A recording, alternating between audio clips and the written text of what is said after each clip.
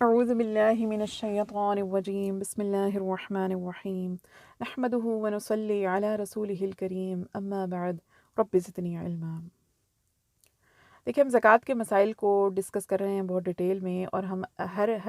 جو زکوٰۃ کے معاملے میں، زکوٰۃ کے مسائل میں جو شکوک و شبہات ہیں ان کو ایک ایک کر کے ہم ڈسکس کر رہے ہیں. تو آپ کائنڈلی زکوٰۃ کے تمام مسائل کے بارے میں جانیں. جو مائیں بہنیں ہیں، میری ان سے خاص طور پر درخواست ہے، خدا را اپنے بچوں کو زکوٰۃ کے مسائل کے بارے میں سمجھائیے، تاکہ جس دن وہ صاحب نصاب ہوں ان کے علم میں یہ چیز ہو کہ وہ صاحب نصاب ہو چکے ہیں اور زکوٰۃ ان کے اوپر لازم ہو چکی ہے. اگر آپ بحیثیت والدین ان کو ان مسائل کو نہیں سمجھائیں گے تو پھر وہ اس معاملے میں دین کے ایک انتہائی اہم رکن میں کوتاہی کریں گے، اور اس کا گناہ یقیناً آپ کے اوپر جائے گا، کیونکہ آپ نے ان کو ان مسائل کی آگہی ہی نہیں دی ہے.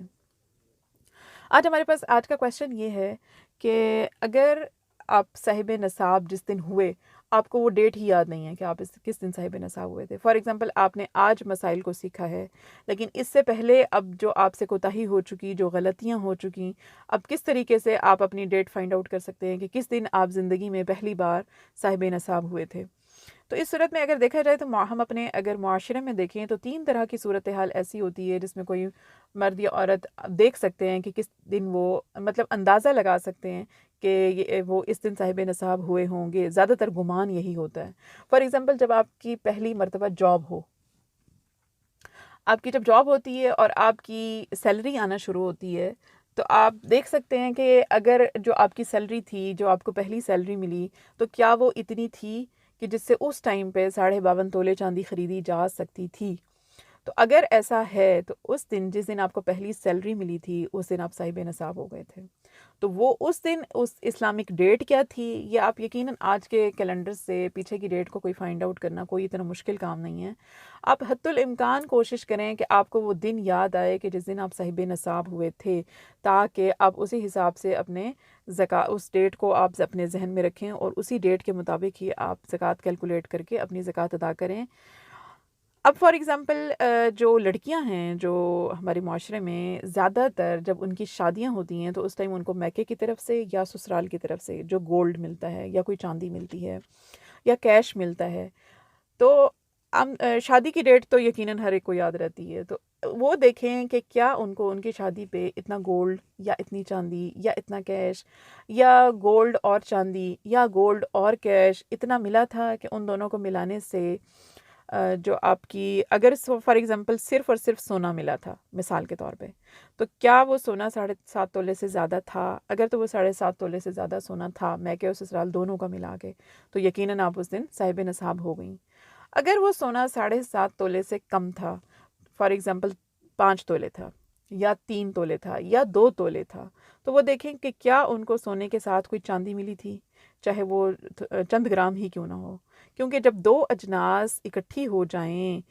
2 جنس، ان کو جنس کہتے ہیں، یعنی 2 کیٹیگریز کا مال، یعنی سونا اور چاندی 2 کیٹیگریز ہو گئی نا. اگر سونا اور چاندی 2 کیٹیگریز آپس میں مل جائیں تو پھر یہ دیکھا جائے گا کہ کیا دونوں کی کل مالیت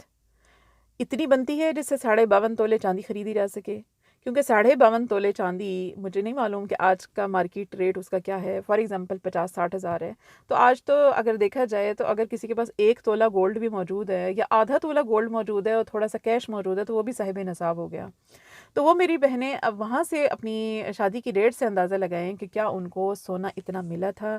کہ یا ان کو سونے کے ساتھ کچھ کیش ملا تھا. کیونکہ عام طور پر جو دلہا یا دلہن کو جو سلامی پیش کی جاتی ہے، در حقیقت وہ بھی ان کا گفٹ ہوتا ہے اور وہ کیش ان کو مل گیا. تو اب وہ دیکھیں کہ وہ والا کیش جو ان کے پاس شادی کے ٹائم پہ موجود تھا اور وہ والا سونا جو ان کو ملا تھا یا چاندی بھی اگر ملی تھی تو اس کو بھی ایڈ کر لیجئے. اگر یہ تینوں چیزوں ملا کے یا 2 چیزیں ملا کے اتنی اماؤنٹ بن جاتی ہے کہ جس سے 52.5 تولے چاندی خریدی جا سکتی ہے، تو پھر وہ اس دن صاحب نصاب ہو گئی تھیں. وہ اپنی اس ڈیٹ کو لکھ لیں. اسی طرح تیسری سچویشن یہ ہوتی ہے کہ بعض اوقات اگر آپ کو کوئی گفٹ اتنا مل جائے، جیسے کہ میں نے ابھی تذکرہ کیا تھا کہ شادی کے موقع پر جو دلہا دلہن کو سلامی پیش کی جاتی ہے یا ان کو اپنے گھر والوں کی طرف سے، اپنے میکے کی طرف سے ویسے ہی کوئی کیش ملا ہو گفٹ کے طور پر، تو اس صورت میں یا سسرال کی طرف سے، دونوں صورتوں میں، یعنی ان کو کسی بھی طرف سے، ضروری نہیں کہ یہ شادی کے موقع پر ہی ہو، ویسے بھی اگر آپ کو کسی بھی موقع پر کوئی کا یا کوئی اور ایونٹ ہے یعنی ضروری نہیں کہ صرف شادی کے موقع پر، اگر کسی اور بھی موقع پر آپ کو اتنا کیش آپ کے ہاتھ میں آیا ہے کہ اس کیش سے آپ 52.5 تولے چاندی خرید سکتے ہیں اس دن، تو وہ آپ اس دن صاحب نصاب ہو گئے۔ تو آپ اس طرح سے بھی اپنی ڈیٹ کو یاد کرنے کی کوشش کریں کہ آپ کس دن صاحب نصاب ہوئے تھے۔ ہاں، اگر آپ نے بہت ذہن پر زور دیا لیکن آپ کو کچھ سمجھ میں نہیں آ رہا، ان 3 صورتوں کے علاوہ بھی آپ کو کوئی چیز سمجھ میں نہیں آ رہی ہے، یعنی اگر تو کسی کو پہلی سیلری ملی جس دن، اس دن وہ صاحب نصاب ہو گیا، یا ایون 2 سیلریز اکٹھی کیں جب اس کے پاس، فار ایگزامپل اگر اس کی جب جاب سٹارٹ ہوئی تو اس کی پہلی سیلری کی اماؤنٹ اتنی نہیں تھی کہ جس سے 52.5 تولے چاندی خریدی جا سکے، لیکن جو دوسرے مہینے سیلری ملی تو پہلی 2 سیلریز جب بینک میں جمع ہوئیں یا آپ کے پاس سیونگ کے طور پر اتنی اکٹھی ہو گئیں کہ ان سے 52.5 تولے چاندی خریدی جا سکتی تھی، یا 3 سیونگز، یا 4 سیلریز کے بعد، یا 5 سیلریز کے بعد، یعنی جس دن بھی آپ کے پاس اتنا مال آ گیا کہ جس سے آپ صاحب نصاب ہو گئے، یعنی صاحب نصاب ہونے سے کیا مراد ہے کہ 52.5 تولے چاندی کی مالیت کے برابر آپ کے پاس مال آ گیا، تو اس صورت میں آپ صاحب نصاب ہو گئے۔ اب اگر آپ کسی بھی طریقے سے اپنی ڈیٹ کو یاد نہیں کر پا رہے ہیں، آپ عمر کے اس حصے میں ہیں کہ بہت عرصہ، بہت مدت گزر چکی اور آپ کو بالکل کچھ یاد نہیں آ رہا کہ آپ صاحب نصاب کس دن ہوئے تھے، تو اس صورت میں پھر آپ یہی ہے کہ آپ پھر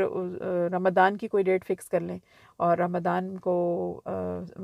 میں آپ اپنی زکوٰۃ کا حساب نکال کے رمضان میں ہی دے دیا کریں، لیکن اس سے پہلے آپ 2 رکعات نفل برائے توبہ ادا کریں کہ آپ انتہائی دین کے انتہائی اہم فریضے سے آپ نے ایک اگنورنس کا مظاہرہ کیا، آپ نے اس کے پر کوئی توجہ نہیں دی، آپ نے اس کے مسائل کو سیکھنے کی کوشش نہیں کی، یا آپ نے کسی عالم، کسی مفتی سے آپ نے جا کے نہیں پوچھا کہ آپ کس دن صاحب نصاب ہوئے تھے۔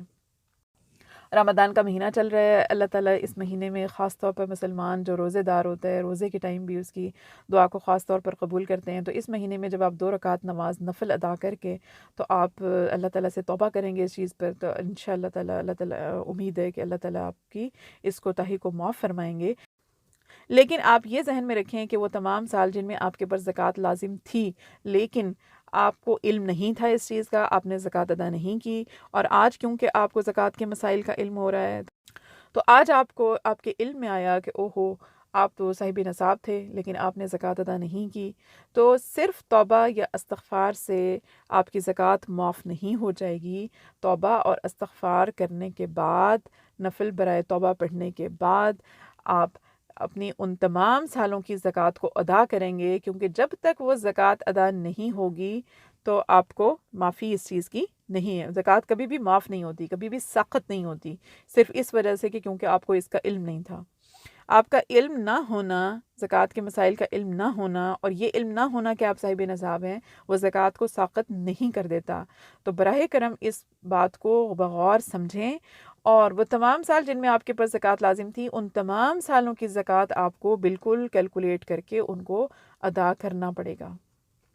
اللہ تعالیٰ ہم سب کو اور ہمارے بچوں کو دین کے مسائل کو سمجھنے اور اس پر عمل کرنے کی توفیق عطا فرمائے۔ آمین ثم آمین۔